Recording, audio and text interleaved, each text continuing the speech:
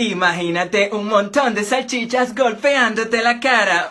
Empezamos mal ya. Empezamos mal. ¿Y quién fue que se comió la funda de salchicha? No sé a ti, pero a mí me caben 2 salchichas en la boca. Ey, no, páralo. Borra eso, bórralo. Las salchichas grandes son mis favoritas.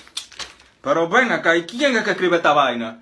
No, manito, yo no puedo hacer eso. No, papá, yo no voy a decir eso. Pero ¿cómo tú quieres que yo diga eso? No, yo no voy a decir eso, no. Oye, te dije que no lo voy a...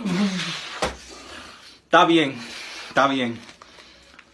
Las salchichas son mejores cuando están duras. ¿Estás contento ya? ¿Estás feliz? Haciéndome pasar vergüenza. No solo quiero la punta, la quiero entera. No, ya, hasta aquí era. Yo renuncio. Hagan lo que ustedes quieran, pero yo me voy. ¿Pero qué es lo que tú estás hablando? Si tú Cállese, que usted tiene la cara económica. El diablo.